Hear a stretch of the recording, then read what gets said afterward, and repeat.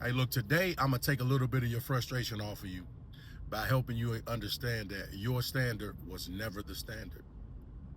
So you frustrated because your standard was never and has never been the standard.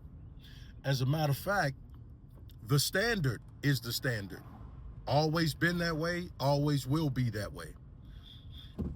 There's expectations of you by other people you work for, institutions you work for, a business you may run, your customer base. There are expectations, man. Expectations of your spouse. There are expectations of them.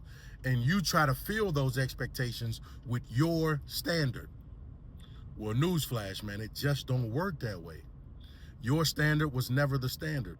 The standard is the standard. If you work for an institution or you coach sports, right?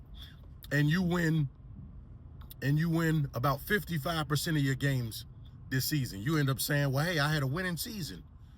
My good games, I won more games than I lost, right? But what if the institution standard is winning 60% of those games?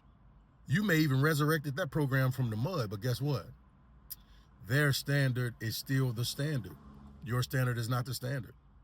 If you work in the sales department for a company and you have $200,000 in gross sales in the last quarter, you might feel like, man, hey, I did an amazing, fantastic job. Cool. But guess what? You failed because guess why? Your standard is not the standard. Their standard is the standard. So don't get caught up into believing and thinking that your standard is the standard, because it is not. It is not. The standard is the standard.